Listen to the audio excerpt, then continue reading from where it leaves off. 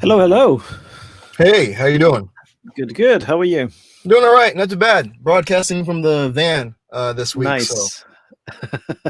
Very nice. Always on the road. Well, yeah. Well, yeah, trying. Yeah. Yeah, I'm also broadcasting from an unknown planet. That's I can't remember the name exactly. It's one of those Navala something. It's from the new Mandalorian movie. Mm. It's unofficial. I'll say this before anyone tries to kind of report me. It's an official Disney Star Wars wallpaper that I've legally downloaded from the Disney website, from the Star Wars website. So Yeah, I've only seen half an episode of The Mandalorian, and so yeah, it's pretty good. yeah, I gotta get into it. Just been doing other stuff. So Yeah, no, I'm not. Yeah, not blaming you. It just one of my kids is really into the Mandalorian. I think it's because of the cuteness of the baby. It's actually not Yoda. yeah, no, Funny it's enough. like from what I'm saying, Yeah, it's the same species. I can't remember. They have the species as a name, but it's called but the name, Grogu. oh, okay, the official name is Grogu. Yeah, they unveiled it. I think 2 episodes ago. Because they took him to see another. Well, spoiler alert! If you don't want to hear, just put the sound down for like 5 seconds. Yeah, he took the Mandalorian took Grogu to see another Jedi, and they communicated through the mind because obviously it's a baby. So that's how he found out about the baby's name. Yeah. So Nice. how is everything going with you? With me personally, I'm doing pretty good. Like I was recording like a video and stuff yesterday, so that's why I'm still kind of like out in the road and everything. But I think everything's good. Radio show, then kind of hung out. So yeah, no, it's pretty good. Working on some projects, always working on something. So yeah, so it's going pretty well. How about yourself? Yeah, pretty good. I think here is kind of ramping down to Christmas. It started raining really badly, so probably hear the rain patting on my window. Yeah, it's we're ramping down to Christmas. Kind of people taking it slowly, I guess, as it goes down. But infection rates are through the roof in London, so probably gonna end up with a sort of lockdown soon. But yeah, definitely in the new year. We'll see. So yeah. But I did some streaming this week, and I did some clever stuff that I'm keen to show you. Nice. To show you how it's going. It's quite interesting because I took it a bit further from what we did last week. I've cleaned some. Hey, Sudipto, how are you? Sudipto is the first one, gets the prize for the first message in the chat. Yeah, so I finished the authentication part. I've added some extra tests. I made some changes to the database. Actually, let me share my screen. Hold on, just 1 second, just to move some stuff around. I'm going to share my entire screen, and I'm going to share this one. I think it's big enough. Yeah, don't worry about this for now. This is the code here. I'm going to make it a bit. I think this is good enough. Yeah, so what I did is I've added some extra tests. I made some changes where I decided that the name is not unique anymore. And this is just in this database because it makes synchronization a bit easier to do. And all I care now is the Vonage ID. And that's how I kind of marry those two things. And let's put some music, some Christmas music in the background. Let's see. Can you hear the music? It's starting now. Yes. Okay. Just gently in the background. I don't want anything. But it's in my ear as well, and it felt very Christmassy as well. So, or festive. So is London all dolled up for like the holidays and stuff? Is it all? Sort of. It's not the same thing as in the previous years, obviously. They have some lights going, and but I'm not sure if they have a Christmas market or not. I guess they wouldn't, because they wouldn't want to invest all that money. I'm not sure, because yeah, the infections are pretty bad across the country. So yeah. The music is kind of loud, like it's kind of like at your level. Okay, let me go in, and I think, is it better now? Can you tell the difference? Yes. It went down a little bit. Yes. I can put it even lower, like this. How about now? Okay, yeah, that's fine. Yeah, it's a combination of two different switches, and I need to kind of. I always forget what the combination is. Probably I should write it down somewhere, just to make sure that I have the right level of music. Yeah, but yeah, it has some decorations, but not to the same level it had before. Like in my neighborhood in North London, we don't have much on the high street at all. Mm. And we used to have proper decorations. We used to have like a Christmas market. We used to have a weekend, first week in December, where it was, the high street was closed, and you'd have literally the Christmas fair or whatever you want to call it. But no, it doesn't feel like Christmas. It's very, very very strange, and also Mm. it's raining, so that Oh, doesn't yeah, help it. that It will, yeah. feels very very Octobery, Novembery sort of thing. Mm. Yeah, we had a couple of snowflakes actually one day last week. One, I think it was Saturday. It was very cold, -2, -3, and we had Yeah. during the morning a couple of snowflakes, but that was all. I don't know how you do that. I into the minus. That doesn't make any sense to me. Like being somewhere where the temperature goes in the minus. That's just weird. Yeah, it's the thermometer goes into minus as well. It's built to go that way, but Yeah, no, I'm good. Sudipto says they had hailstorms yesterday. Yeah, Really? Oh wow. yeah. Is the monsoon season now, Sudipto? In there, is that the reason you got the hailstorms? I used to get them back in Romania during the summer when we had a big kind of a long period of really really hot weather, and then you Hmm. have just all of a sudden you have this big kind of ray of clouds coming in, and it will rain cats and dogs and hailstorms at times and so on. Steve says it's not the monsoon season, so probably just a fluke of nature. It's always when like the hot air and the cold air go and mix, and it just does all this stuff. Yeah, it's the mixture of rain and cold. Cool. So let me show you the other thing that I did. So the auth controller now has the sign up. So I probably should delete this stuff. I was doing some tests on the stream. I discovered some interesting stuff about the password, for example. So one way I was testing here, where is it? Yeah, I was testing if a user is local already and it has a password, because that's how we differentiate between logging in and signing up. I had local user dot password is different than null. It turns out that that's always null if you read from the database, because you don't get the password back is hashed. But a way to test if a password is set is if it exists in the database, because that's the field that goes in the database. Okay. So that's the reason I had those debug messages over there, because I was trying to understand what was happening, and that's why writing tests is actually good, right? You catch those things. The same thing here. Let me show you the tests. So the tests, I think we saw it last time. It's fairly straightforward for authentication, and then for bad data, you just check different things. Like if you don't have a name, if you have display name, and you just test it like that, and see what you have. And if you have an existing user, you should return 403. Yeah, so all those sorts of things, and the same thing for login. So for login, I didn't test for bad data. I just realized. Interesting. I forgot about that. That's what we're here I guess for. we can do that. We can do that quick. Yeah. So I can copy the bad data from here, and then name. So right. So we need the login path, which is this one, and then it's still called valid attributes. Yeah. So this one doesn't send the name, and it should return 400. So if I open a terminal here, I'll save this. I'll save this one as well, because I remove those print entries. Oops. So to run specs, what's it called? Requests, and then auth. and then I can run just 158, so I don't need to run the whole file, and I'll run the whole file at the end once we have everything going.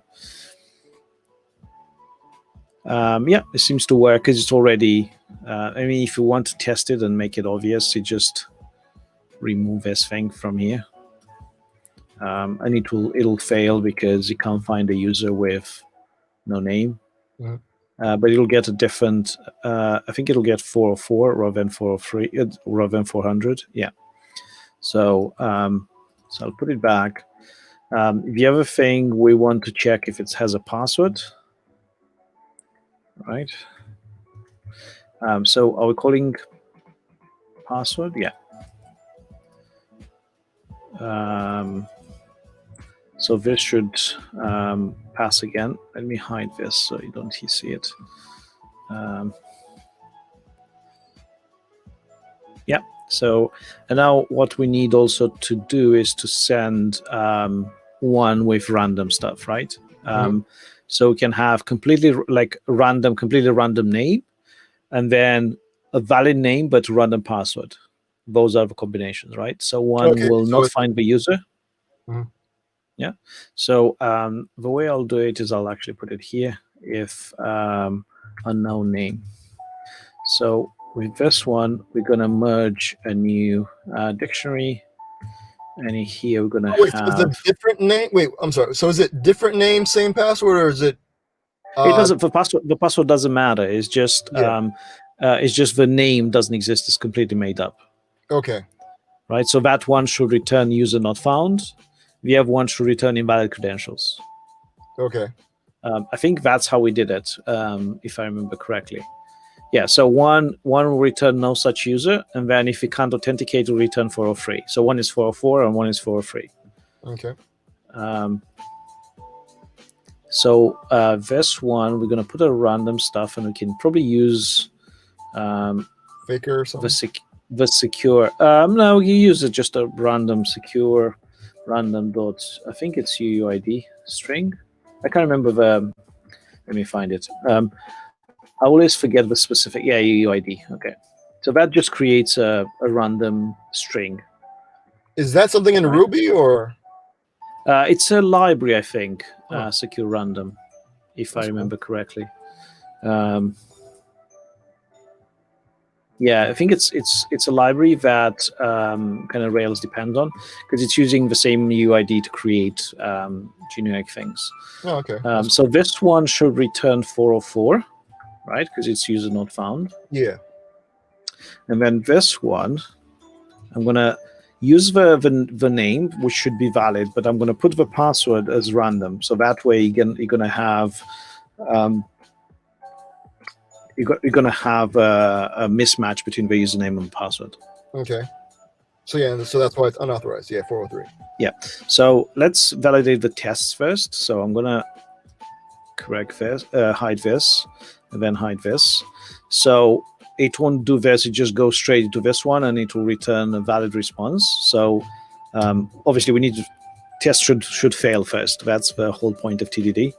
But we wrote that before, so you see here it gets into problems because you can't find the Vonage ID because its local user is null. Yeah. Right. So other stuff will fail. So if I put this one back, the first one should pass, but the second one will fail because we're not doing authentication. We're just returning whatever we're given. Yeah. So that's in the case where somebody enters in their name, but it's the wrong password. Correct. So we test all the three different or four different scenarios for wrong data: no name, no password, unknown name, mismatched password.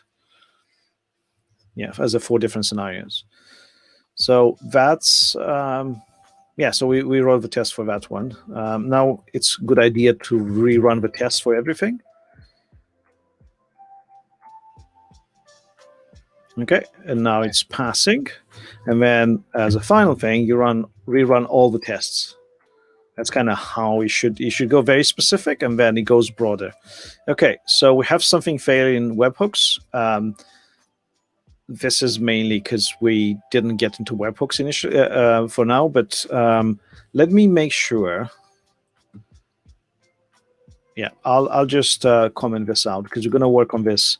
But I want all the tests to run. I'm going to commit everything and then move on to the next thing. I think that's one thing that we did slightly not the kind of the right way in the first couple of episodes. We just work on something and then forgot to commit and go on something else. And then so I went back in when I streamed on my personal one and kind of went and added commits. So I've added controller for webhooks and it's set up on login, updated conversation to deal with user saying. So this is the stuff I did on my stream on Thursday. And I think this one was, part of that Thursday stuff. Username not unique anymore, sync user to the database. So I've added actually granular stuff. So it's easier to see what we're doing. Right. Cool. So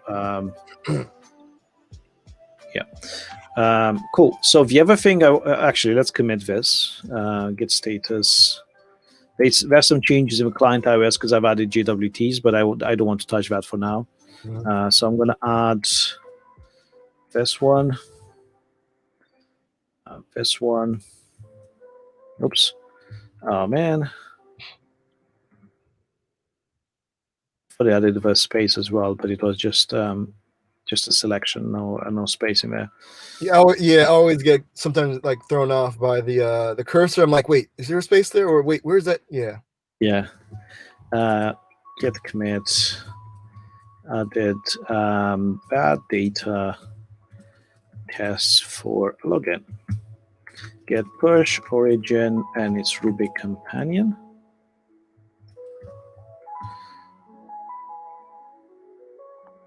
Okay, so everything is up to date now. So the other thing I want to show you is in this Vonage conversation specs, I've added some more data and kind of tests for what happens when you, where is it? Success new user, success. What happens when the user already exists when you try to sync it, and then what different things can happen there, because you have different scenario, like the user exists locally but not in the Vonage APIs, vice versa, if there is a mismatch. And this is where I decided to not to have that name as unique, because that was creating problems when I was synchronizing. By the end of a synchronization service, they will be unique. But what happened here is, once I get all the users from the Vonage API, I find the local one based on this Vonage ID.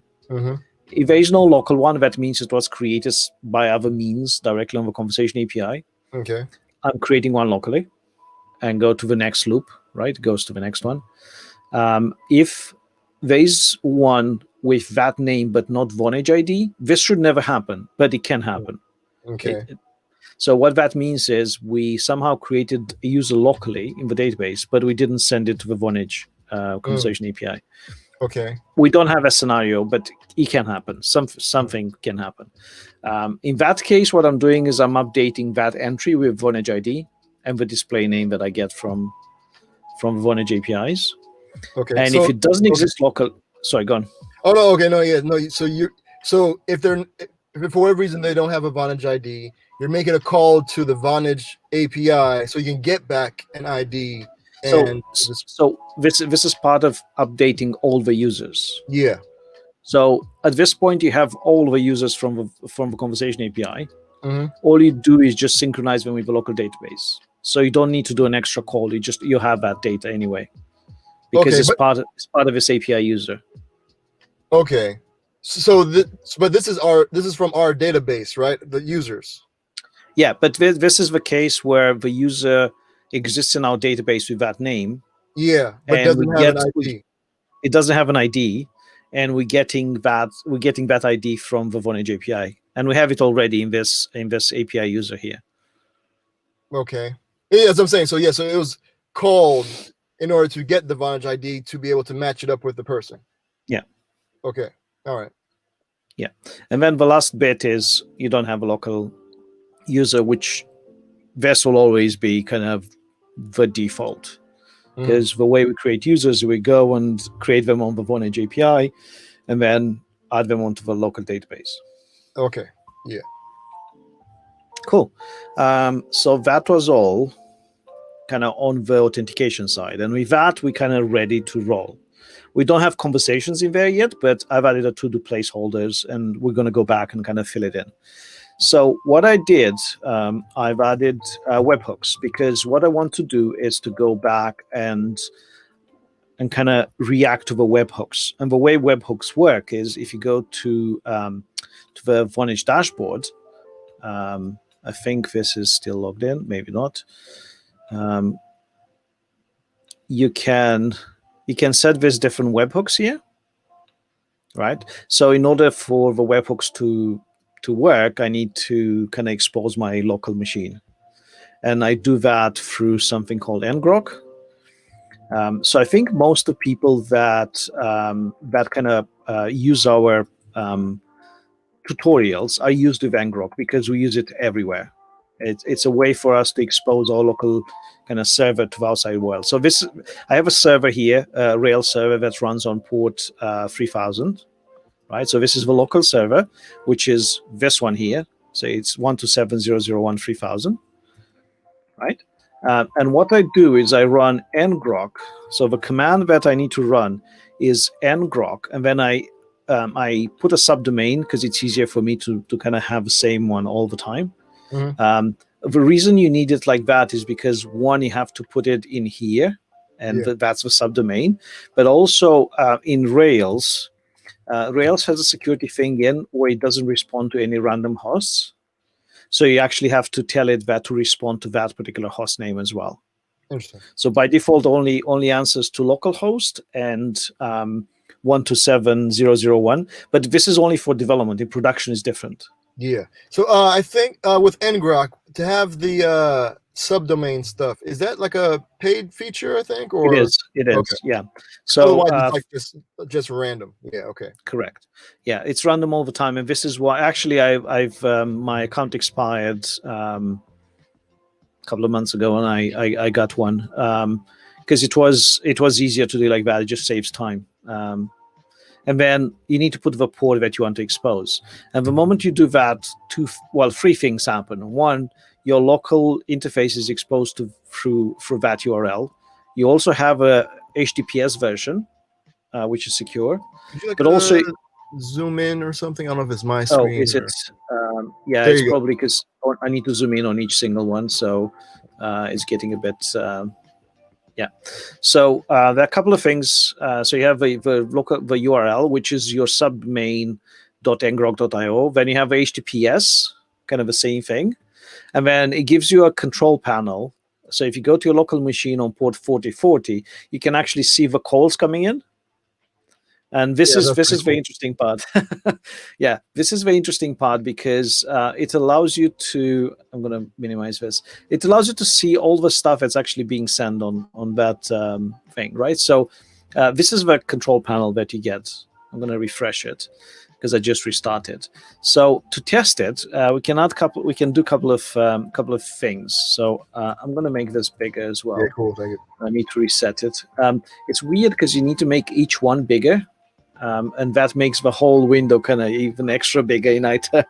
So, yeah, it's a bit ridiculous, but yeah. Anyway, so what's interesting with that webhook, because we're working in the context of this application, you get a callback on this one every time something happens. Let's actually test the webhook first. So I can actually, if I load that web page, so that's HTTPS and my subdomain.ngrok.io. You will see that it loads. It loads from my local machine because it just loaded this literally just now. And also you can see it in here, and you can see the response and everything. That's cool. Right. I'm going to make it just slightly smaller so I can see everything in here. So let's go and actually see some webhooks coming in, because I think that'll be the interesting thing to see. Yeah, webhooks in general are kind of awesome because it's pretty much. So instead of having to keep asking like the API for like a status on something, it's like this API is like, look, when I'm ready, I'll let you know. Just let me know where to tell you. Yeah, and sometimes it's a lot of data, so you want to get it really timely as well. So I think with the events is quite critical that you get all of them as they happen, rather than you having to call on them all the time. So I can never remember this syntax that we have. So usually when I don't remember something, I go back to the tutorials, because that's the place where everyone should go and when they don't know something about the commands, because this is a CLI command. Oh, one you new don't thing. I was about to say, you don't have to do that anymore. We got the new fancy button. Yeah, I was just highlighting just to see to say it's a CLI. But yeah, we have this funny button, and it's something that makes things much easier, especially when you try to generate JWTs. But let's see what happens when you create that conversation. So what I'll do is I'll go into my terminal here.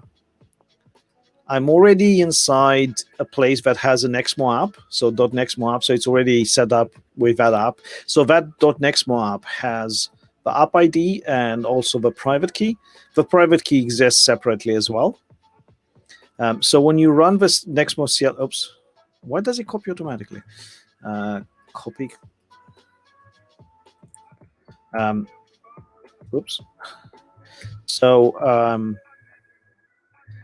when you when you run the CLI, it automatically picks the credentials from the local folder. So let's create one. Let's call it Twitch. Let's put the date of today, 2020, 12/14, and let's call it 001. Right.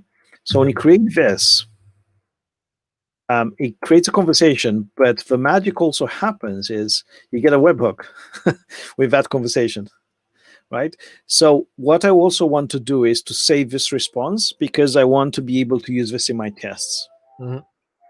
So I'm going to go to here. Remember, we were using that VCR stuff that I created, and it had the fixtures in here. Mm-hmm. So you have, I think we don't need this anymore. I think this was the initial one for apps, but I'll leave it there. So I'm going to call this webhooks. I'm going to create another folder and call it RTC events. And then in here, I'm going to call this new conversation. Oops. .json. Right? So this is an example of response we're going to get on webhooks. Because obviously we want to write that bit that gets the data from webhooks inside our database, but we don't want to have to create a conversation every time or hit the the thing all the time. This is as far as I got on my private streaming on Thursday. So I got up to here and it was midnight and I decided to stop. It's not private streaming; it's your personal stream. Anybody can come and check it out, personal, right? Or so I'll put it in here. It's twitch.tv/Pardell. So if I'm streaming on this one, as it happens, I'm usually streaming on Tuesdays and Thursdays from 10 p.m. UK time, and this is where I've added the other stuff. But don't feel obliged in any way to kind of go there. We get all the behind the scenes goodness. You get behind the scenes and how I reach my kind of moments of realization when, whoa, this happens, so this is cool. Okay, so we have a conversation. The other stuff I want to see, and this actually will help us with the synchronization of the users, because I was thinking actually after I got this webhook, there are two different ways to get the conversations, right? One is to listen to the webhooks, and one is to go to the conversation API and retrieve them every so often. I think there is valid reason to do both and use the webhook as a way to populate the data immediately, and use the kind of our synchronization process as something that you should do regularly, just to make sure the data is up to date. In case you don't get data, one thing that happened actually, if you don't respond with anything to that post at this event, so you need to tell the server back it's 200, I got this. You don't have to send any response. But if you don't do that, it will try 3 times to send the same event. But it tries it one right after the other, so you get 3 ways to deal with it. And sometimes if there is a problem with one of the threads, usually another thread will pick the next one and deal with it. And I think also it has a trace ID here and a request ID. So the way you should deal with this is you should record that you answer to this one if you get the same request. So in a high volume production environment where you have multiple servers dealing with requests from APIs, usually you should have a way to kind of identify those requests and make sure you don't duplicate the stuff that requests give you. So in our case, it's very easy because the response is actually it gives you a conversation ID, which is unique in Vonage API. So if you have it already in the database, something is wrong. And probably if you find it in the database, I would update it if I find it. Does it make sense? Yep. And then you have application ID, which is the ID that you work with, in case you have multiple ones. And the application ID should be the same thing as this application ID here. Yep. On our. So just in case you have multiple like applications going, then yeah, you'd be able to tell. Yeah, exactly. Sometimes you have different things for different kind of utilities for your particular kind of big solution, if you like. Yeah, like little microservices or what have you and things. Correct. Yeah. Cool. So the next thing I want to do is to see if you get the same thing when you create users, because this will be interesting, right? So I'm going to take the see this one. I think we should modify the tutorials, and instead of having one single snippet, have two, because you get copy to clipboard for each one.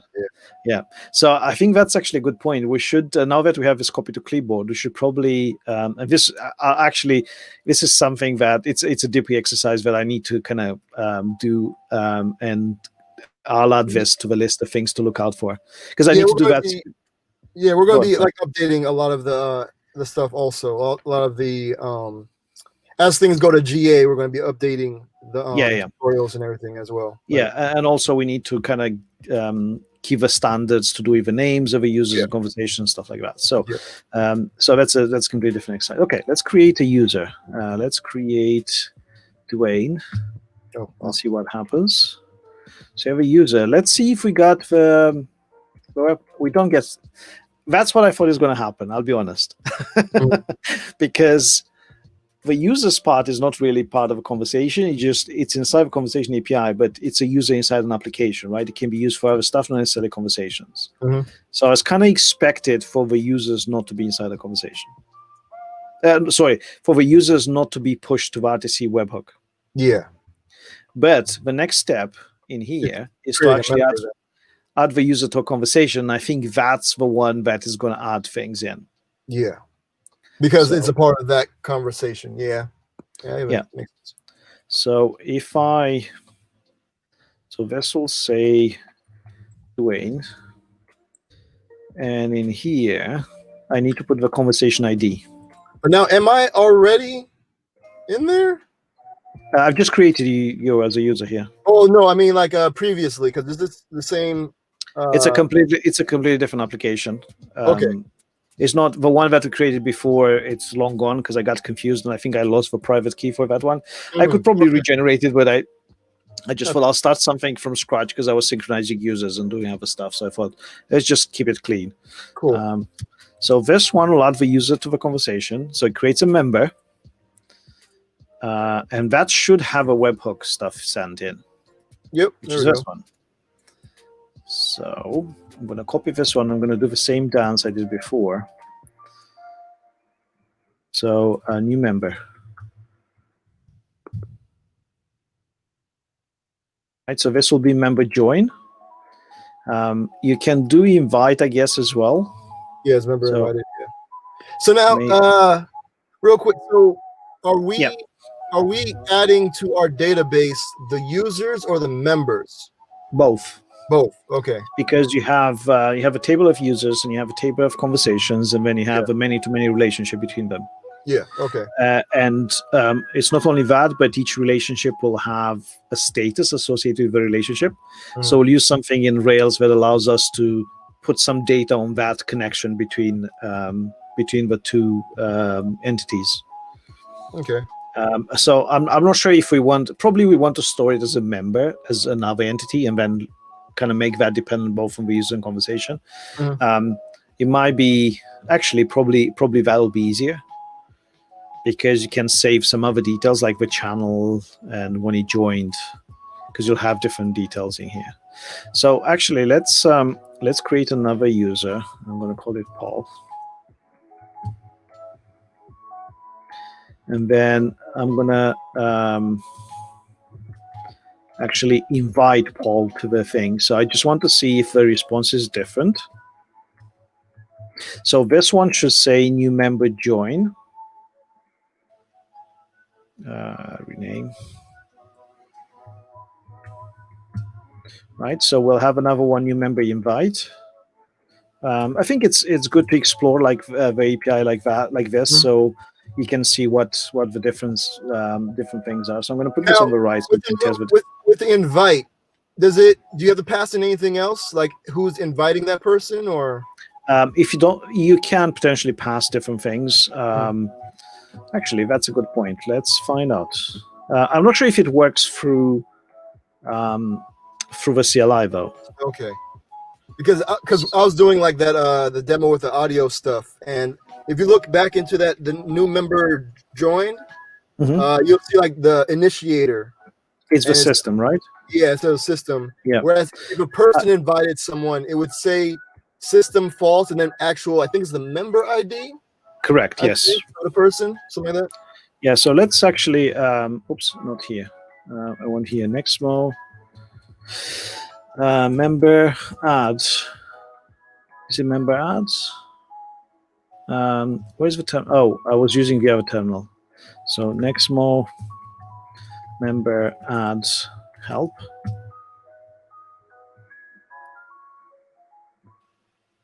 So you can actually use user ID as well. Okay. That's cool. Type app action join. So you have options here. So I'm guessing you can set it. So let's test it actually. So so you actually have a conversation here and then options, so you can actually put it right at the end. But I'm not sure what it will translate into, and probably the best way to find it is if we go to developer.nextmo.com, go to the conversation, and look inside the API reference, and then go to member. Create a member, channel, media, member ID inviting. I think it will respect this. So let's try it. And member ID inviting, I'll add your members, member ID inviting. This works to be pretty cool. Okay, you got created. Yeah, so let's see what we get in the Ngrok. Invited by member app, member ID. Yeah, it looks like it got invited by you. Yep, and the name. Nice. Oh, that's cool. Yep. Oh, look at that. So this is another thing we'll probably want to store somewhere because it's relevant to the user. Like you invited someone to a conversation. Yeah.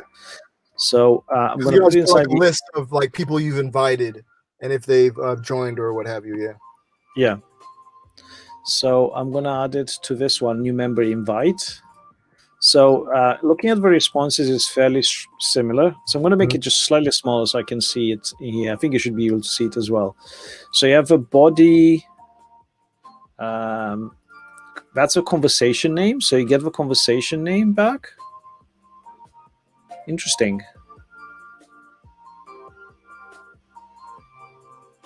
So you have more details when you invite someone. Yeah, I think so that you can show like, hey, this person's inviting you to this conversation. No. But you have the details of a conversation here. Oh yeah, no, I'm just saying. It seems like when you invite somebody and it comes from a person, like it seems to have more information. Yeah. Because in the thing I was making, I wasn't able to say like, oh, hey, this person invited you because the information like wasn't there because it wasn't from a person. It was from the system. Yeah. Oh, another thing that I just noticed is when you create a conversation, the string that you pass in is actually not the name of the conversation, but the display name. So you you can't set through on the CLI. You can't set the name of conversation, but the display name only. So that's interesting. Okay. So we have the invite, and then can you accept it? How do you accept it through the CLI? Oh, that's a good question. So let's see. Member adds. Maybe just join. I mean, if it's just for join, right? So you will have this. Okay. Maybe if you do it like that. And then put your. Yeah. So is it the same member ID as this one? So this is 3172. 3172. Yeah. So in order to join, you just pass a join. So let's see what this one has. Well, that's cool. So this is very similar to the other one, right? Yeah. But he still has invited and joined by the system. Does that override stuff? That's a good question. Unless in the join command you can put in that it came from an invite. So what you're saying is do this and put it like that, and put join rather than invite there. Maybe. But I would expect the invite to stay there. No, it's already in there. Yeah. Okay. So I guess that means that instead of doing just without, I guess you could put all that member ID stuff with the join. So I don't know, maybe try invite a new person. We can do something even cleverer than that. We can do a left. Oh, okay. Yeah, true. So let's see what's happening when you have a left. Oh. Member action, member add. Oh, okay. So we have member adds. So I'm guessing it's member remove. No, we have member list. So let's see what we have when we do a member list. Oh yeah. We need to pass the conversation ID, which is this one.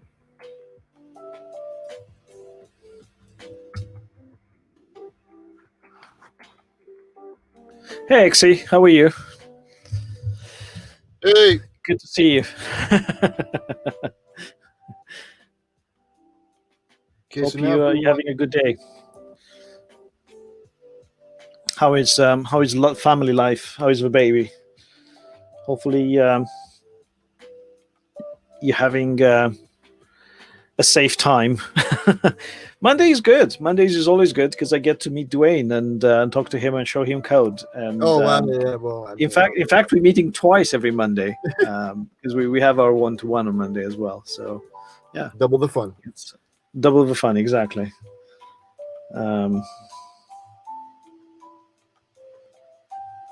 Sorry, I just want to have a look at something quick.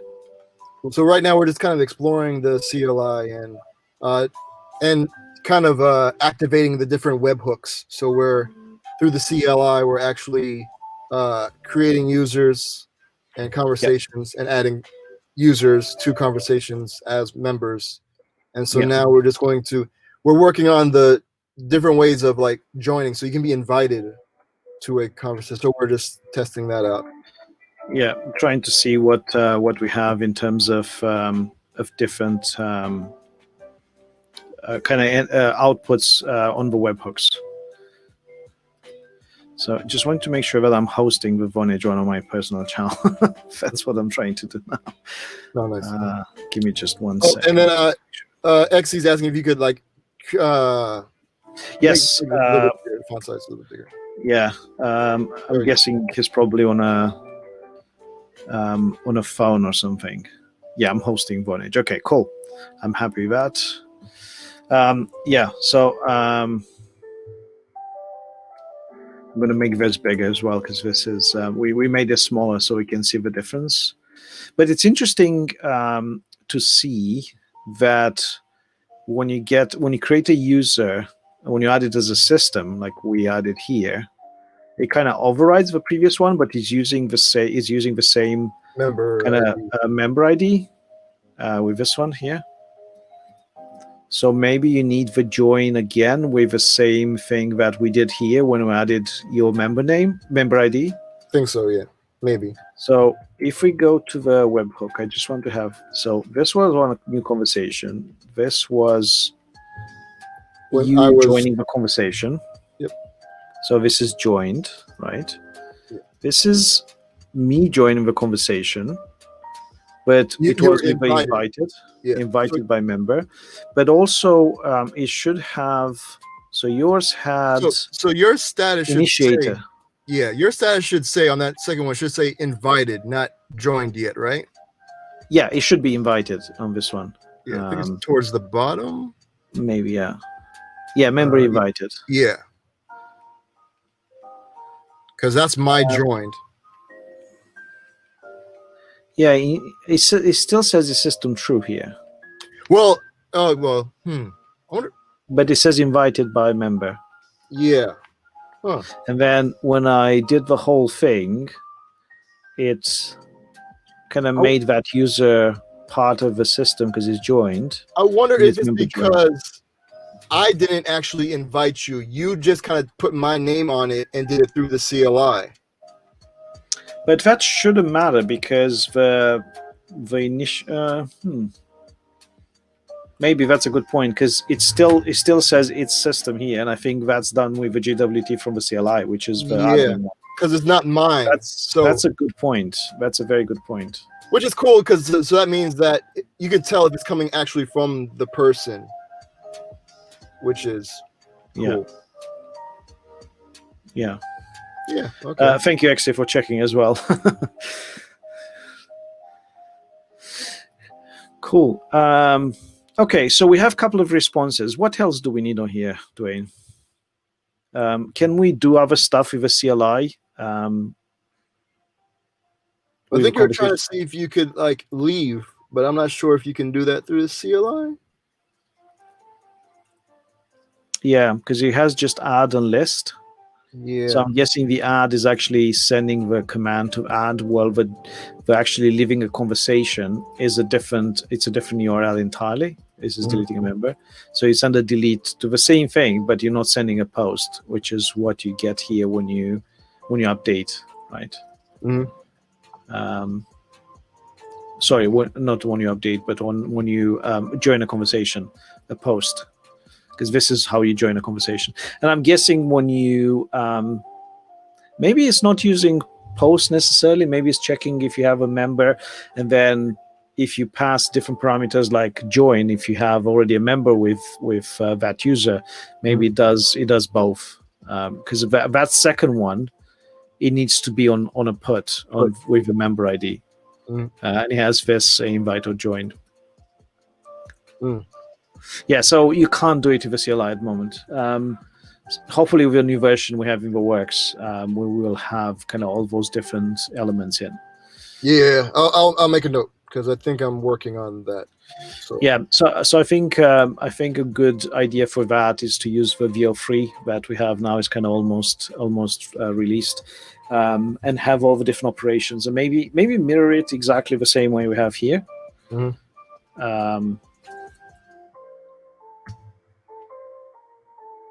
Oh, it just displays the whole thing here. So maybe I should do this.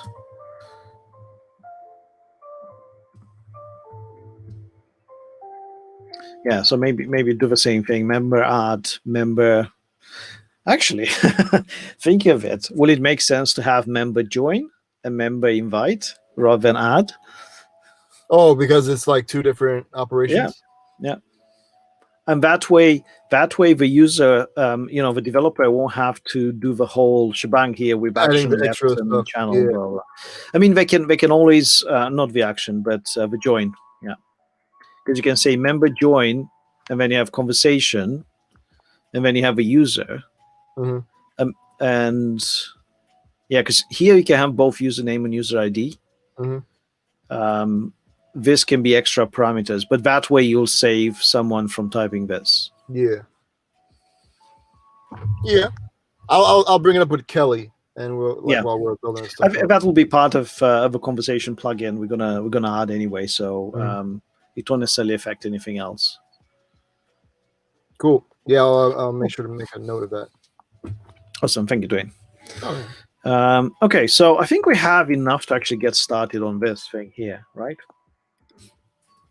So we have a create a conversation, and this is one thing we can start get going on. So we'll react to the webhook when we get a new conversation message happening. So first things first, we need to create a conversation model to store this in. So sorry, what information do we want in that conversation model, do you think? Oh, my bad. I'm actually making that note for the. Oh, it's okay. Don't worry. Take your time. Okay. All right. Where'd you go? Okay. All right. So what would you say? Oh, the model for adding. Yeah. For members. For adding the conversation. Yeah. Yeah, the conversation.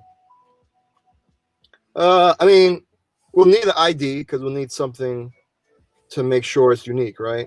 Yeah. So let's actually do it here.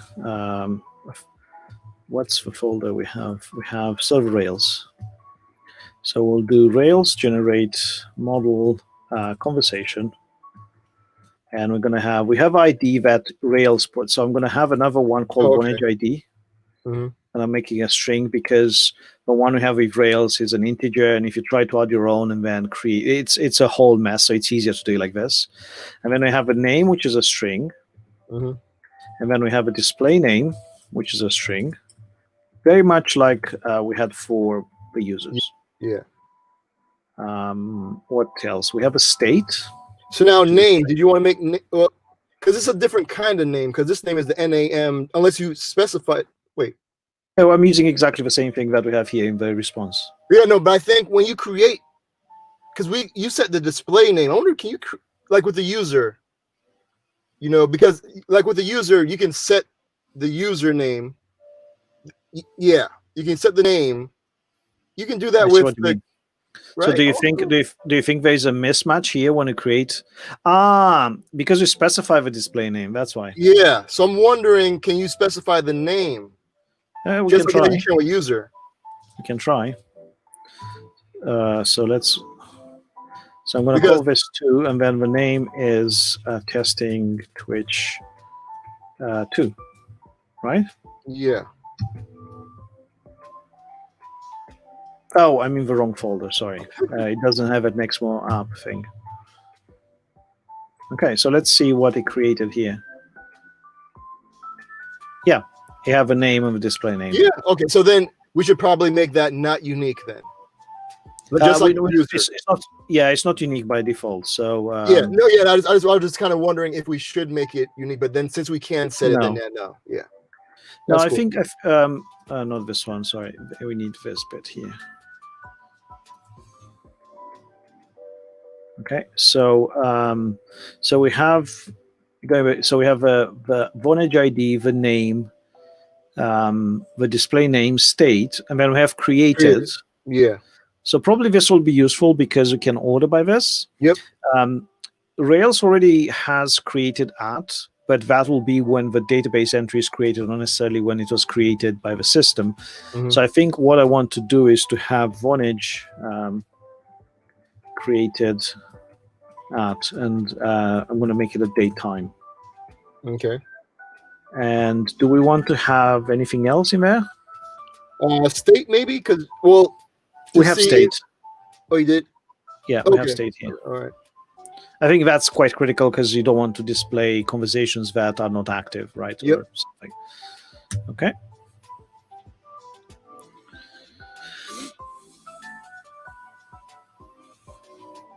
I'm not sure why it's taking so long. Okay. So we have the migration, we have a conversation. So let's go into code. I'm going to close all these different ones. We're going to get back to them soon. But I want to go to this one and make sure. I'm going to make it a bit bigger because now we're good. So in here, we have this unique as true. So I'm going to add this here as well. And we have a name as not null. And I think I'm going to do exactly the same thing. I'm going to do this one, and I'm going to put the default active. Okay. Display name. Shall we have display name as not null? I think you can create. Actually, that's a good point. Let's try and create one without a display name. Yeah, I think you can. I think you might be able to, because the more important thing is the actual name. Yeah, so I'm going to create a testing Twitch free.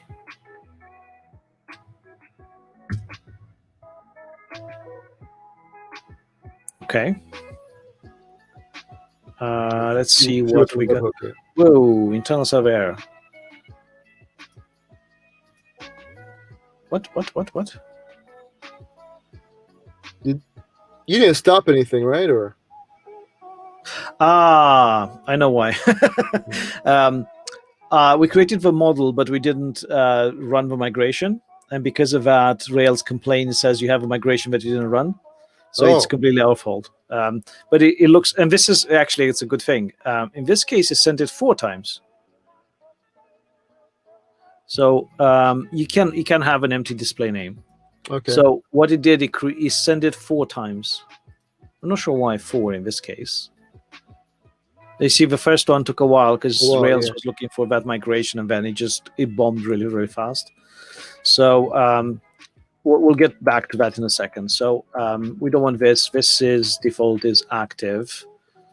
And the reason I'm using active because it comes off as active, and if we need to change it, we'll change it later. Actually, let's not add any business logic in here. Okay. Right, so we shouldn't put anything in there. So now what we need to do is to stop the server, which is running here. This is the problem that Rails. So it says you didn't run this migration stuff, right? And it shows you the full kind of stack where things are. But all you need to do is just run this, and that creates the conversations table in the database. Okay. Yeah, so I created the table conversations, and now it should be okay. So if I run the server again,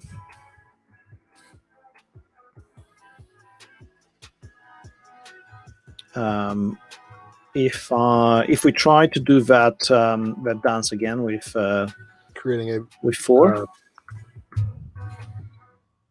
creating another conversation without a display name.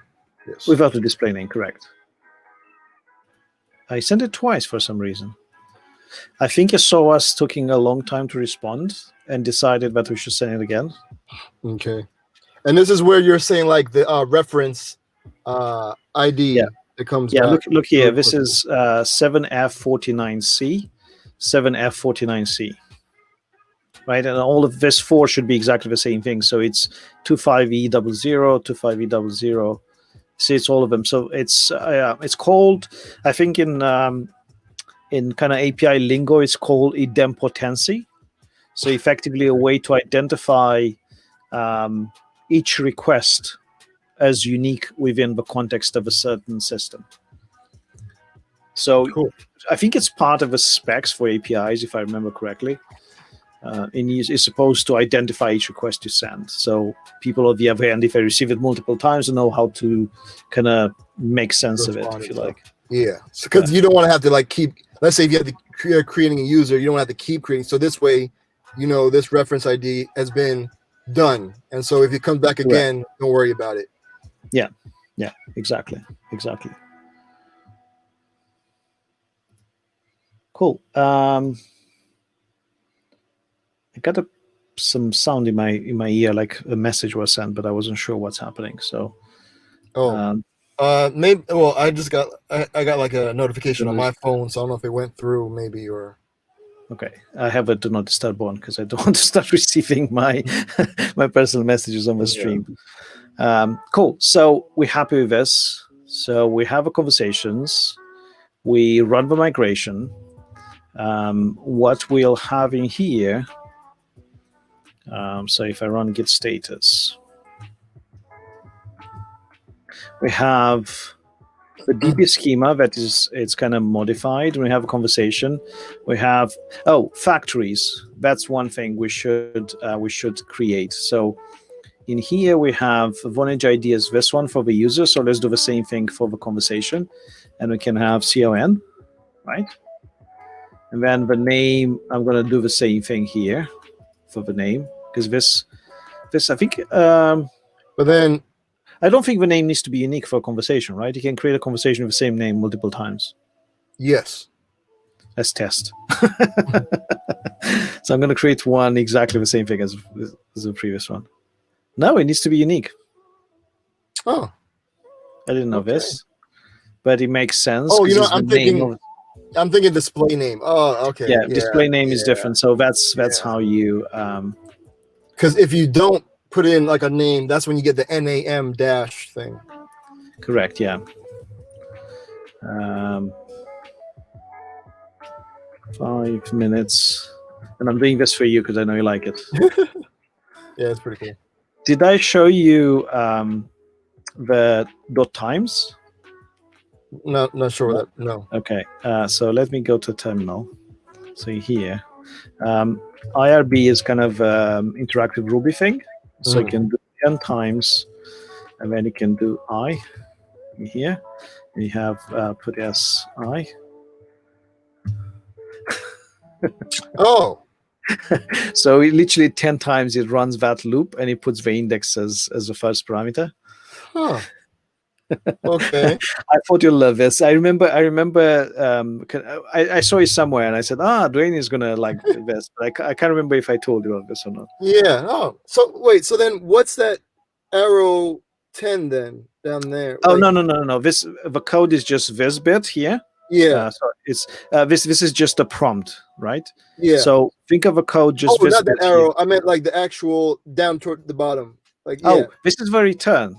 So the return is 10 because it's number 10. Oh. Okay. It's the return of this whole statement. Okay. Huh. And this is one of those things that I was telling you, when you execute a method on an object, and everything's an object in Ruby, it returns the object itself or a modified version of the object if a method is a modifier. Oh, if it that's why I can do 10 minutes ago. Yeah. Oh. So look, this is actually a good point. If you do 10 here, it shows 10.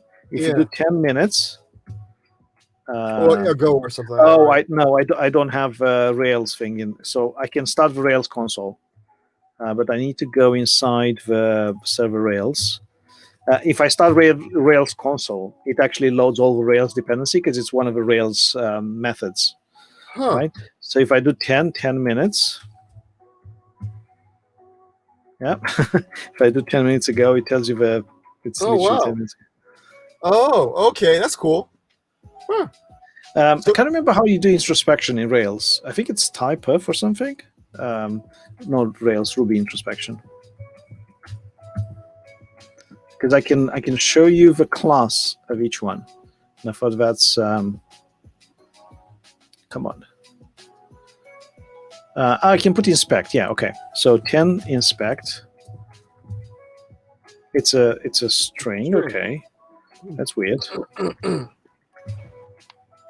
No, I don't think inspect actually displays the right dot class dot name. Okay, so 10 dot class dot name. That's wrong.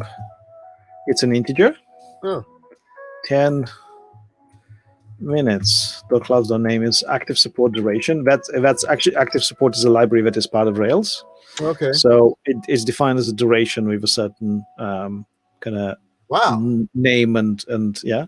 So and then if you do if you do 10 minutes ago, class name is time. And actually if you do class, it shows you the right class, and I can do the same thing for the other ones.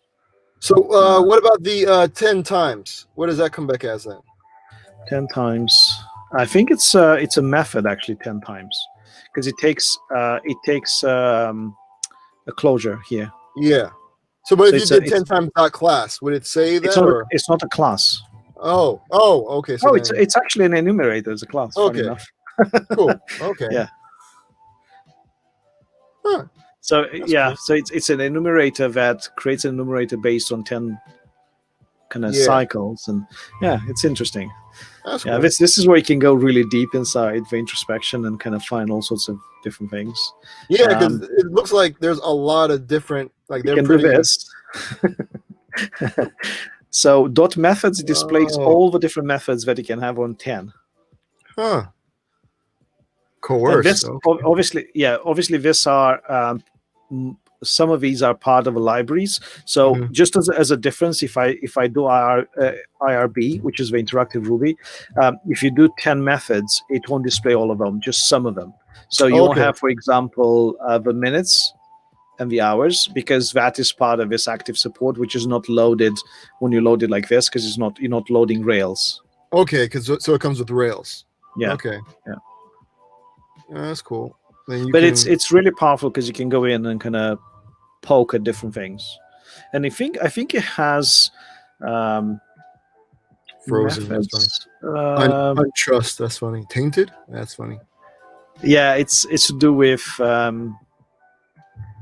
I think if with a memory that is referenced by that particular object or something. Yeah, I'm it's changed or something. Sure. Yeah. Rectangular. Huh.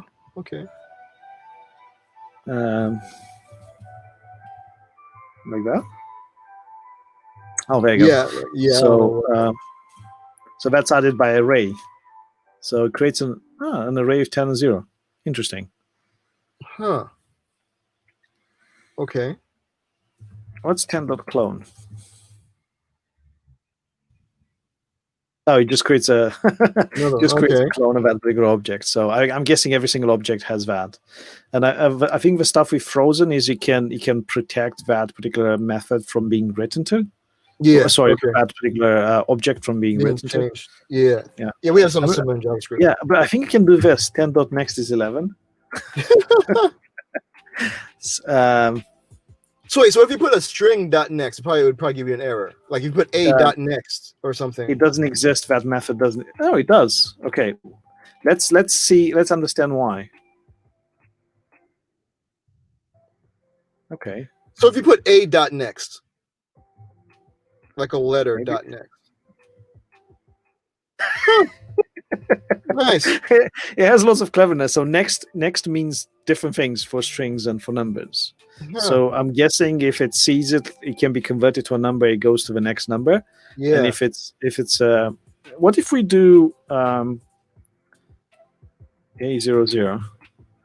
Okay. Oh wow.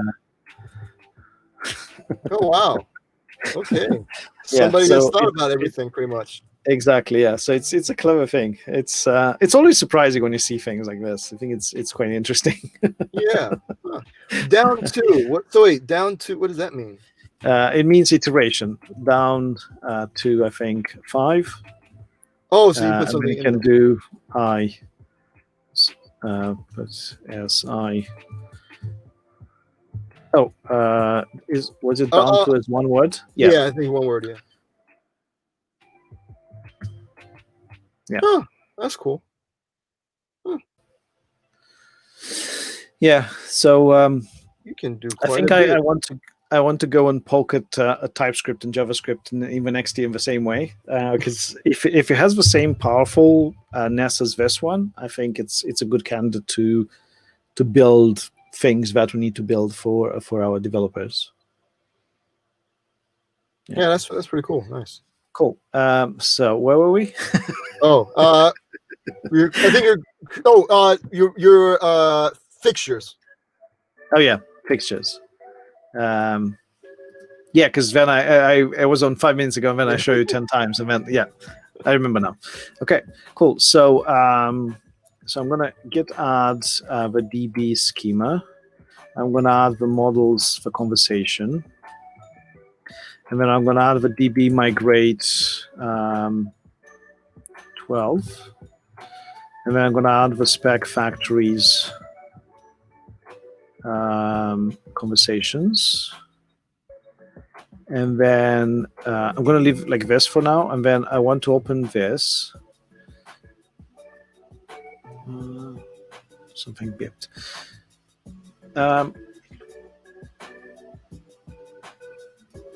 Okay, so what I want to see if we added anything to the users. Oh, we created some factories in here.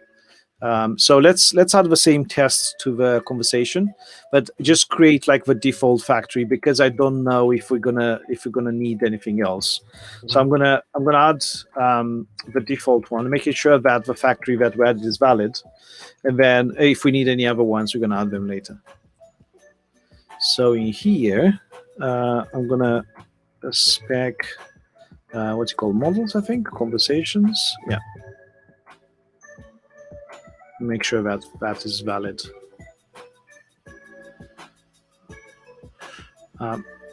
Cool. So it has a valid factory. So I'm going to add this to Git as well. Spec models conversations. So we have. So we didn't add. Oops. Come on. We didn't add the webhooks because they're in the fixture, so we're going to use those when we're going to do the synchronization stuff. So we're going to add those as we need them. But for now, we're going to add a commit that adds all the conversation stuff. So git commit conversation model and a fixture or something. No, because it's kind of implied. Okay. Because it has everything. It has the database. Kind of creation. It has the conversation, it is specs and the fixture. So it kind of everything is one package, if you like. Okay. So git push origin Ruby companion.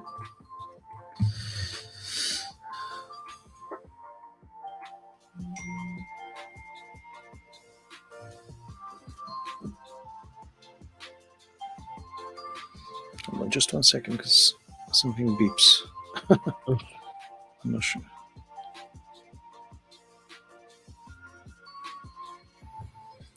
Okay, cool. So that was the model. So next thing we want is to get this kind of data inside the database, right? So we want to respond to conversation created.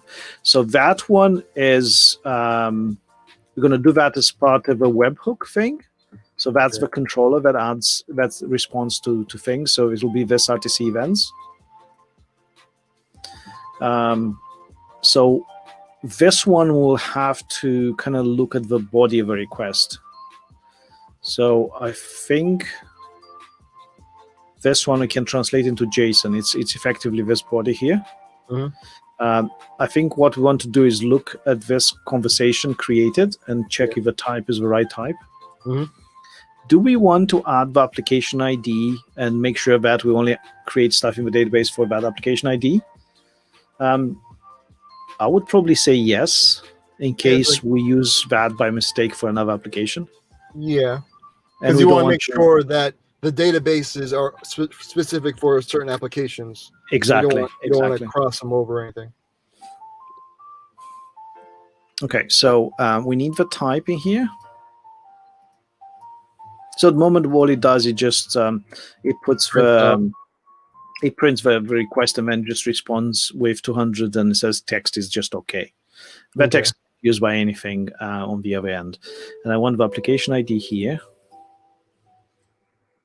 So I'm going to take this a bit off screen to add that application ID as an environmental variable. I think I already have it, but I want to check it first. Yeah. So that return plain okay or whatever, that's just saying, hey, it's 200, and then the actual text is okay. Is that correct? Yes. Yeah. Okay. Yeah. It returns. Yeah, I've checked, and I have that application ID as the environmental variable. Yeah, that's exactly what it does. So you can answer with different things. If you don't specify a status, it does 200 by default. But you can put a status here, and you can say status 400. Oh, okay. Plain is just a way of saying return just simple text. You can have JSON, and that will return a JSON. Plain is the simplest because it doesn't do anything with that text. It just outputs the text. And it sets the content type as plain. Probably you want to return with JSON because you get JSON, so you might want to return JSON. But that's enough. It doesn't expand the response. Yeah, that's cool. Yeah, because the webhook is like whatever. Because the actual what comes back from your webhook, like it doesn't do anything. It's just saying if it's 200 or not. Correct. Yeah. So so it doesn't really care if it's JSON or anything. It's just no. All they care is status. just for status being 200, which means it's a way for you to say to the webhook, yeah, we got it. So all they care is just if you got it, that's absolutely fine. Yeah. And I think that's why they send it twice here, because it took a bit too long for a response to be sent back. It took almost half a second. So they assume that something went wrong and they didn't get a response back. So I'm not sure if it's the right thing, because it seems like a lot of.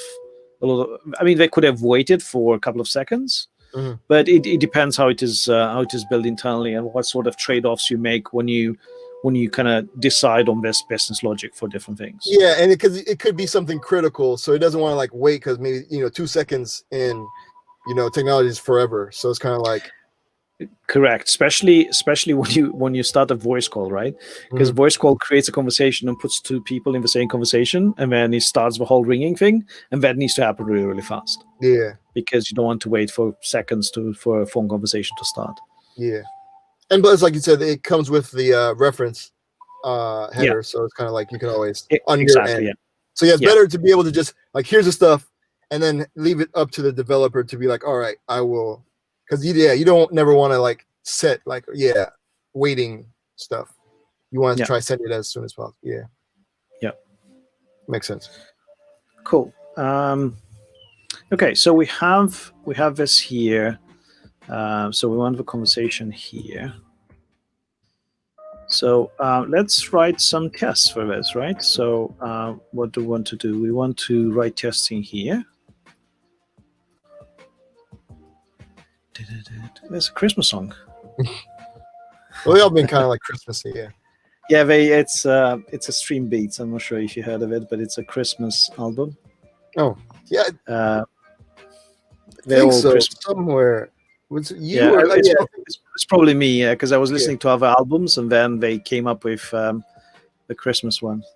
But it's a good kind of DMCA-free music that you can use on your streaming. So when I stream on my personal one, I use it as well, because it's very easy to. I mean, you don't have any issues, and you don't run the risk. The risk of getting Twitch to kind of.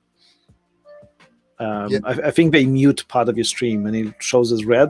So effectively, everything you've been saying, it kind of gets lost. So, and I think they've been cracking down even more than that, where they're like canceling channels or what have you, or something like they're getting. Pretty, do they? I don't know. Yeah. Yeah, I think they've been getting pretty strict. Yeah. Okay, so as a good developer does, I'm going to copy some of the stuff from here, right? At least so. And that prevents typos, so that's always yeah. So we're not having any data from here that we send. We don't have anything live per se, right? So we don't want this. So let's define what success means for this one. Yeah, because you're basically just responding to what's sent back, so it's not like you're really doing it. So I guess. To make sure, so basically to kind of make sure what we have in our model is there, then I guess, would that be kind of? So first of all is return success, right? Making sure that, so we have contested. So I'm gonna start actually adding some errors here, because they pop into my mind, and I want to make sure that I don't forget them. So one is invalid application ID. Also, I just realized, oops, I forgot to do here.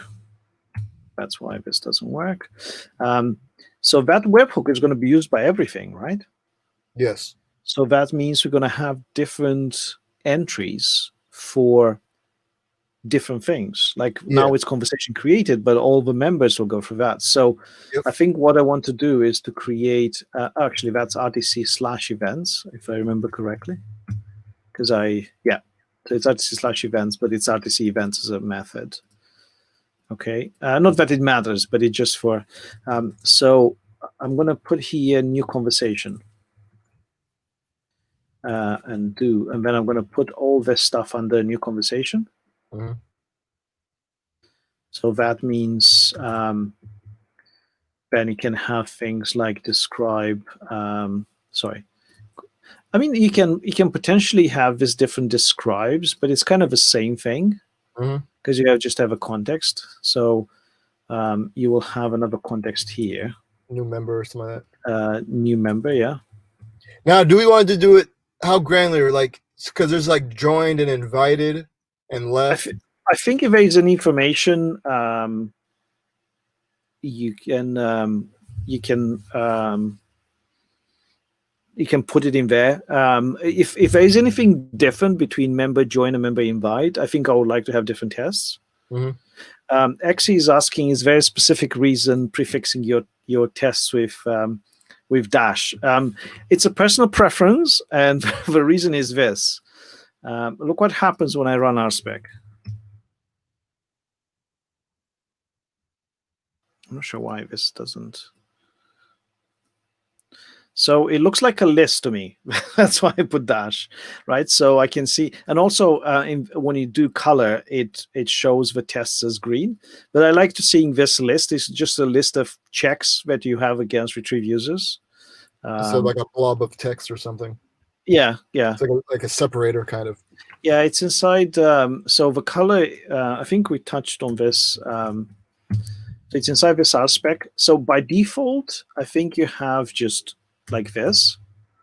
So if you run it like this, it has dots, and it's a bit harder to read, which is fine. If you have thousands of tests, probably this will run better. But if you have color and with format doc, it just displays the list of docs. And then it's just a personal preference of mine, nothing else for the dash.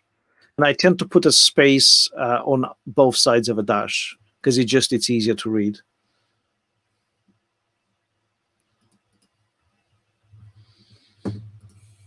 Cool. Okay. So what does success means? It means if I do a post on, did we call it something? I'm not sure the route. It's RTC. So another thing that Rails has is this Rails routes, and it shows you a list of all the routes and what they're called. Because it's composed from the webhook, from the controller and the application and the method name. Okay. So it has different things because it adds a lot of other stuff. But this is, and this is mainly because I run a really large font. So it's RTC events, it's called. So in here, where is it? Post RTC events path. I'm going to make this smaller.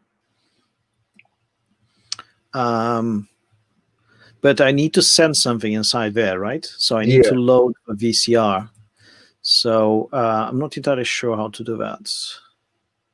I think it's a body instead of params here, if I remember correctly. Okay. Send body JSON.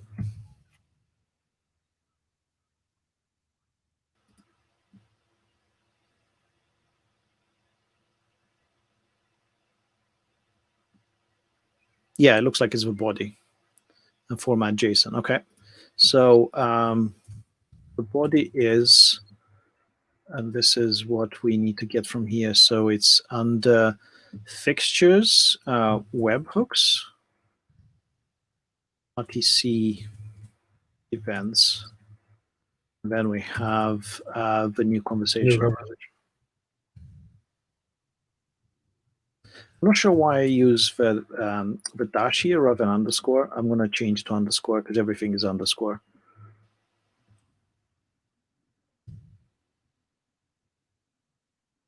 So that loads the stuff from there. Yeah, the test one. Yeah, and then I think format was one, format JSON. So it's all. I think it's already JSON, right, in there. In our thing. Yeah. So is that saying that is being sent as JSON, or is it? Yeah, it puts the HTTP state, HTTP kind of header as JSON. I think it's the same as this one, content type JSON, application JSON. Okay. So that's what it does.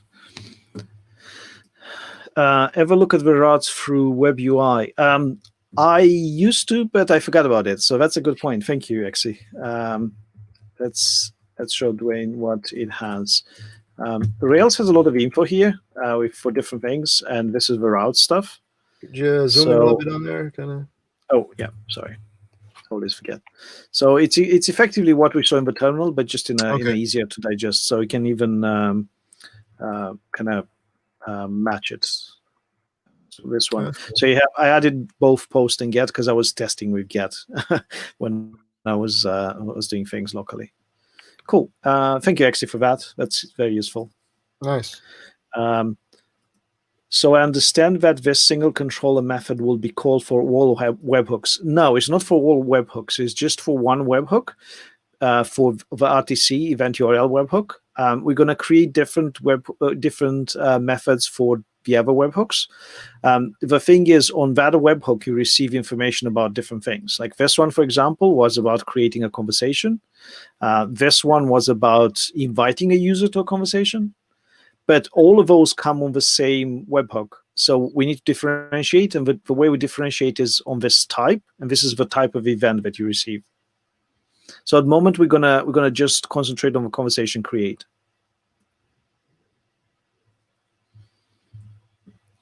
Cool. So we this should just work, right? So I can actually probably start guard now because we're going to be running the tests all the time. Mm-hmm.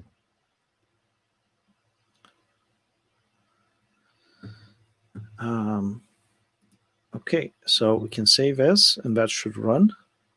It got super dark. Like it's going to rain. Ooh, it's going to rain. Oh, really? Oh yeah. Welcome to London. Well, I mean, it's Florida. So it'll like rain super heavy for like 5 minutes, and then you'll have sunshine. Yeah. So it's. Says something here. Body and format not found. So I'm guessing. Is that not a? This is posting. I don't think this is the right thing. _JSON. Is it as? Not format JSON, but as JSON. Okay. Could you zoom in? So as JSON.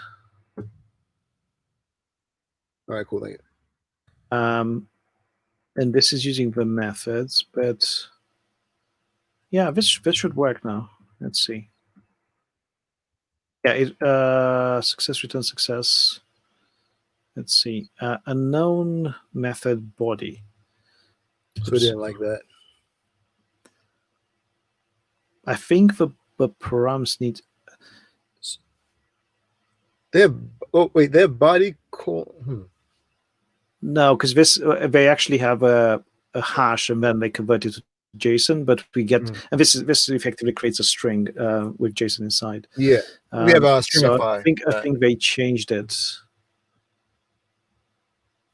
Let's see. There you go. I think this one is.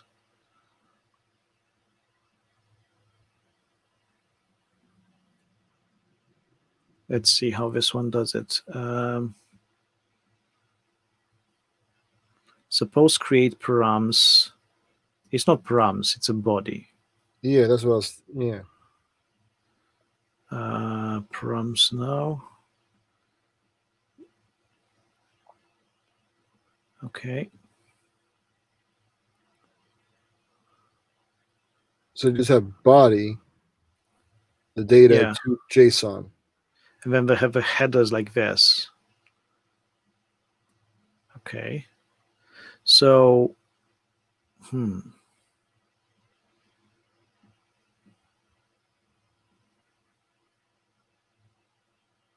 have params like that. Underscore JSON? I don't particularly like that. Yeah. This one has it like params, really. Yeah, put in params. Huh.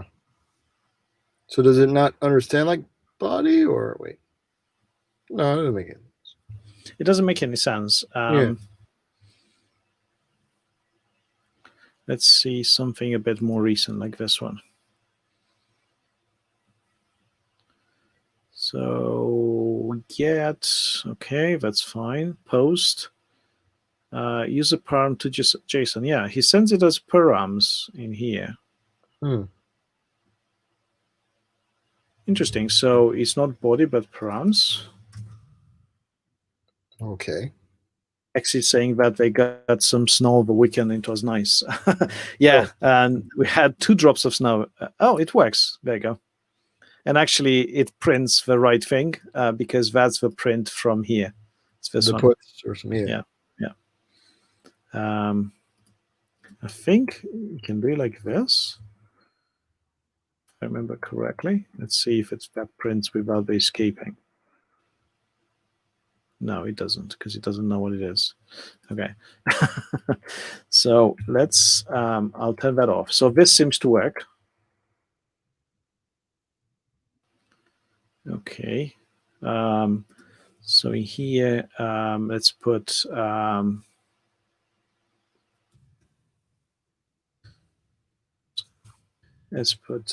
invalid event type, because we don't want to go into this test if it's not like a new conversation or something. created. Yeah. Conversation created. Yeah. Okay. I think the post body becomes params. Yeah, but it's interesting because params, you think of them as a kind of hash of parameters, right? Rather than just this big blob of text. Yeah. So now you're sending the whole string as a param, which is, I'm guessing, the default param. I don't know. It's just one big blob. So maybe that gets converted somehow. Yeah.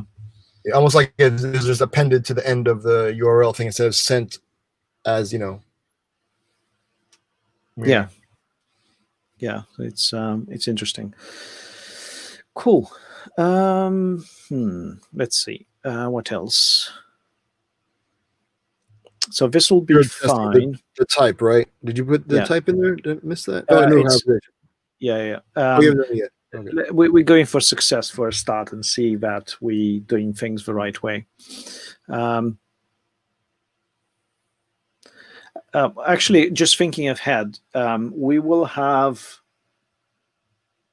to decide on different functionality based on the type, right? So we'll probably want to switch on the type.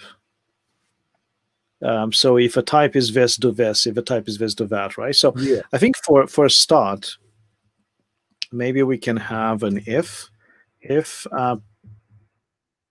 So hold on. So we need to get this row post, right, and transform into a JSON. So I don't know how to do that. So I'll have a look for it as well. So I think it's this one. Okay, yeah, that's what we have in JavaScript. Yeah.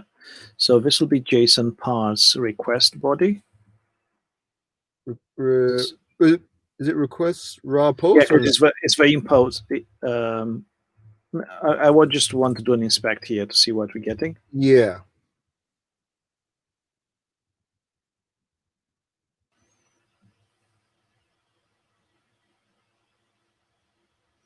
String IO. Okay, so it probably needs something else. So Rails body to JSON. Oh.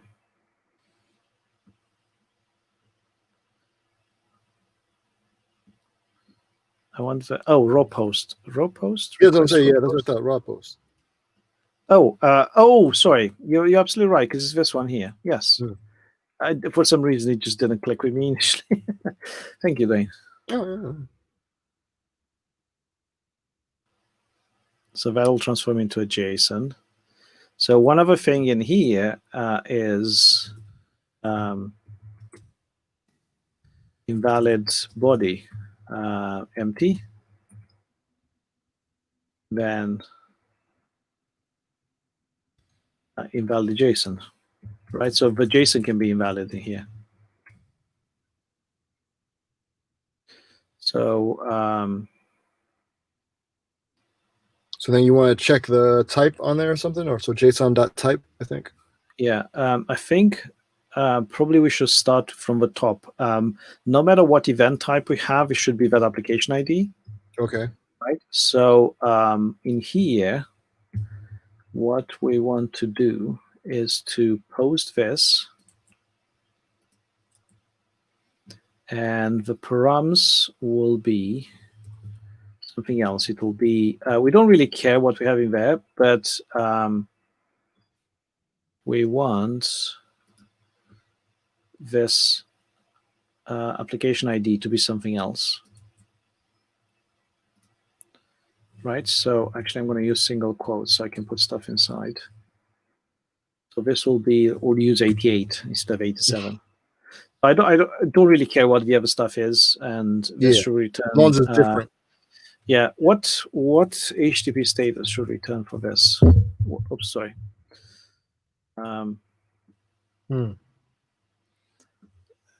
What sort of is it? It's a client error, right? So you send the wrong thing. Let's return 418. I'm a teapot because it's always fun.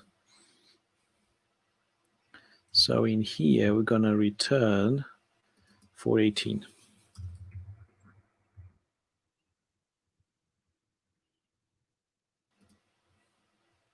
So that'll fail. And so I think you have this, and I think you need to put that below because that's invalid event type, right? But you're doing invalid application ID. You're right. You're absolutely right. So I'm going to actually start from the top like that because we're going to reuse this for a lot of other things. And maybe next time I can show you how to reuse tests between different things. You can define shared bits of functionality in a separate place and then import them as shared tests. And then it's really good because you will have to do this just once. And then just call it multiple times or whatever when you need it. In this case, you actually send it to the same URL. So I'm not sure if it makes sense. I would actually put it in every single one. I would even argue that this one doesn't even go here. It goes right at the top. Okay. Because that applies to all event types. Okay. So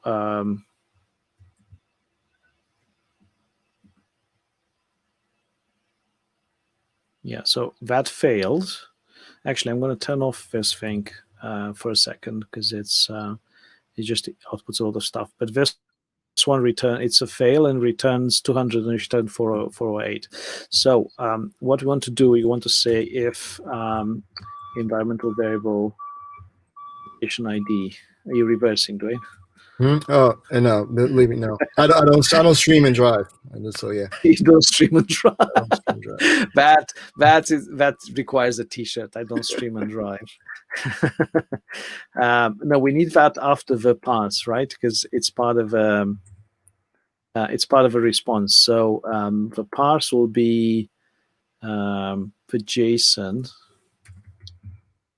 ID. Yeah. One. Wait, is it or is it just ID? Oh wait, no, wait. Where's that? Okay, application underscore ID. Yes, you're right. Yeah, I missed it. Yeah. I'll make sure that I actually wrote it the right way. So if it's different, we're gonna render a plain strong application status 418. We said, and then return so it doesn't go anywhere else. So this now should pass. And it doesn't. Return success. Hold on, something else is failing. Yeah. So this one works, but the success is failing, which is this one here. You think it's the VCR stuff? Did I put the wrong path?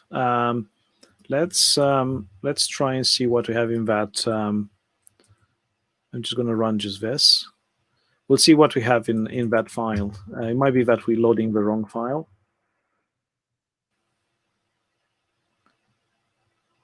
No, we have stuff.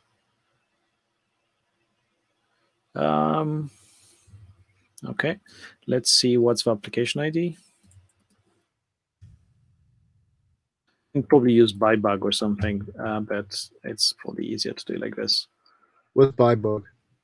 Oh, that's another thing we did on the stream. So remember last time we were debugging and trying to find clever ways to debug? We have this gem called bybug in here. Where is it? Development.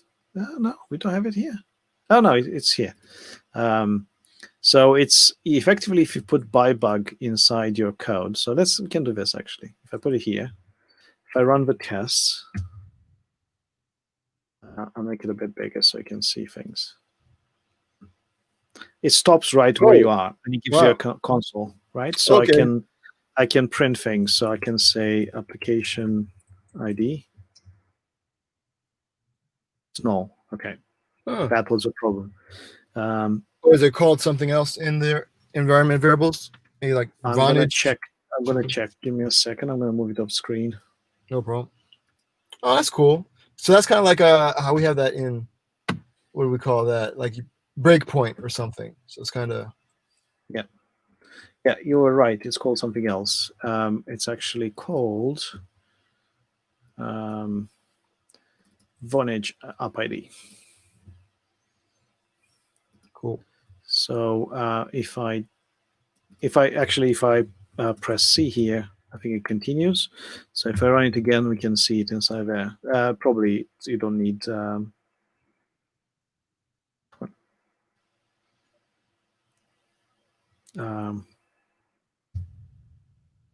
Because we don't want.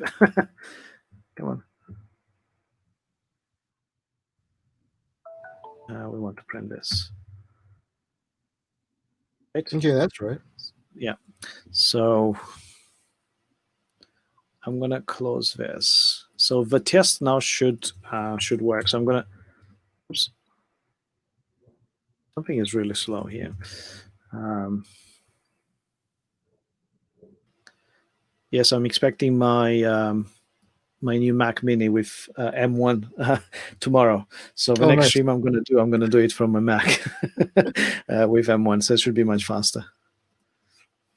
Oh, so you're going to actually use the M1 as your streaming PC, or? I'm debating because so last week I had a big issue where my it's here somewhere. My streaming card wouldn't work for some reason. I think it's a incompatibility between the Mac and the Windows. So I had one of those Razer's Ripsaw HD cards, and it works and everything was fine. It's just all of a sudden the video would stop updating, and I had to change a couple of properties. It will start again, so I didn't have to disconnect it or anything. So what I did is I've ordered like a generic one from Amazon. I received it yesterday. Where is it here? Okay. It's literally just generic as they come. Just like a USB-C, you plug it in or something? Yeah, it's a USB plug it in. It does 4K over 1080p. Sorry, it does 4K and a 1080p over 60 frames per second. Oh, wow. Okay. The audio is a bit weird because I couldn't understand how I got the audio in. I think it's through HDMI somehow. Yeah, I think you can pass audio through HDMI. But I had everything set up on my machine with loopback and stuff, not to go through HDMI. So, and it still was doing that. It was picking the right microphone. It was picking my Rode. But yeah, I was trying to set that up. And if that works, I'm going to still use the Mac Mini to stream, to run all my code, and the Windows machine to stream.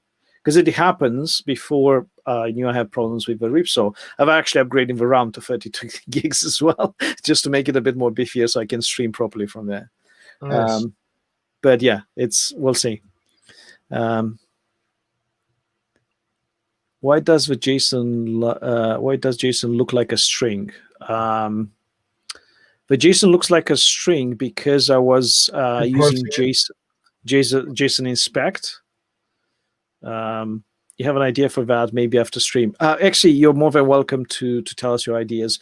I think we need to stop streaming soon because we have a meeting at 4.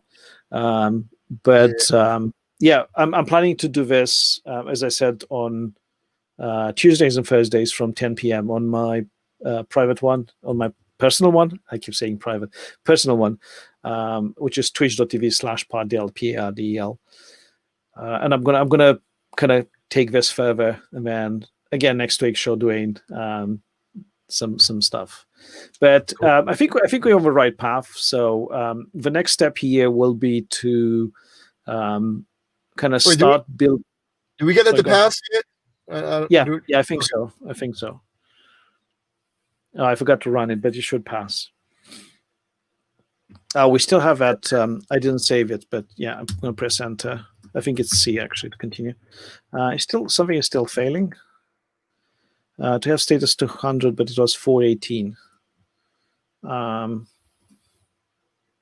Okay.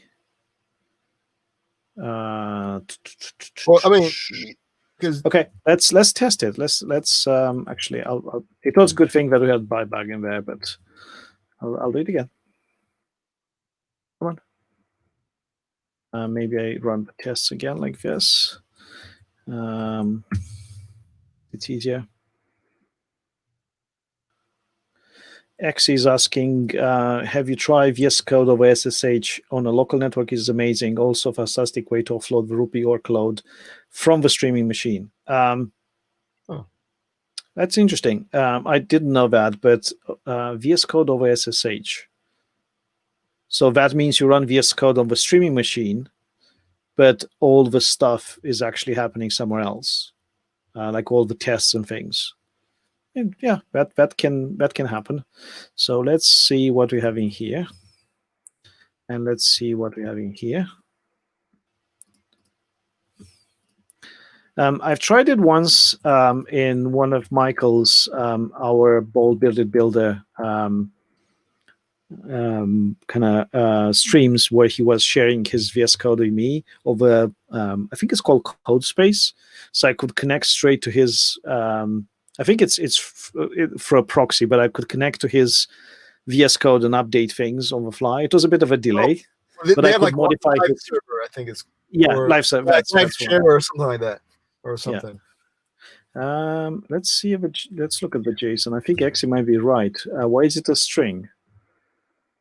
I think it's because of a raw post. Yeah. So we need to escape the raw post somehow.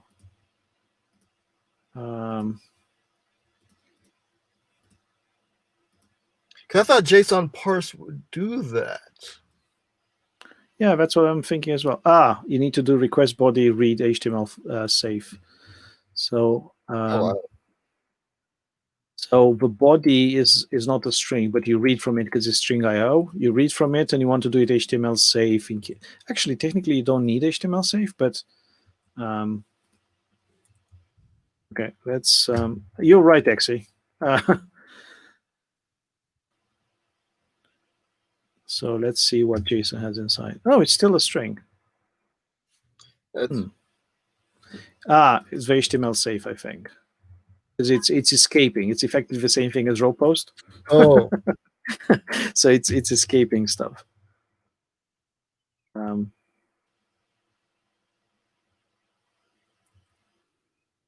it's still this. Okay, I'll take this as homework, and I'll do it on my personal stream, and I'll update next week. So that's kind of the next thing, making sure this passes, and then I'm going to react to different types and maybe add a switch here, and then based on the switch, I'm going to add some private methods in here that will kind of do different things. So yeah, we'll find more in the next one, I guess. Cool. Thanks everybody for tuning in. Appreciate you. Yeah, X is saying VS Code Live Share is a way to do pair programming. This is VS Code Remote over SSH. Yeah, they're different things. Actually, yeah, I understood that. Yeah, the one over the Live Share one, it's good, but you need some fast internet connection because the lag probably kills every single desire to do pair programming. So yeah, I'm not sure what's the best way to do it. Probably two people connecting to a web server somewhere. And I think GitHub has CodeSpace or something like that, where you can. They're rolling out. Yeah. And the Glitch is probably a good candidate as well, because two people can connect to the same space and they can see things happening at the same time. So yeah, and then there's a few of them like that. So yeah, it was basically VS Code in the cloud, which is pretty cool. Yeah, exactly. Cool. yeah, I think that was us for the day. As ever, there's a coupon code for you to use if you want to find more about us. Exi loves Glitch. I think you and Dwayne are probably the biggest fans of Glitch. Pretty awesome. Yeah, I don't even code locally anymore. Why? I'm joking. I do actually code locally. Yeah, it's just one of those good tools that makes sense for everything. Cool. Thank you, Exi. We will definitely have a great meeting. Thank you. Have a good day, everyone. Thank you for turning up. You're going to run Sinatra on Glitch, just saying. Exi, tell us more about this next time. That'll be interesting to hear. If you can run Ruby in Glitch, can I run proper Sinatra and stuff? Cool. Thank you, everyone. Have a good week. Thank you for joining us for Week.init. Hope you had a good start of a week, at least. And yeah, I'll see you next time. Thank you so much. Have a good day. Everyone. Bye. See you. Bye.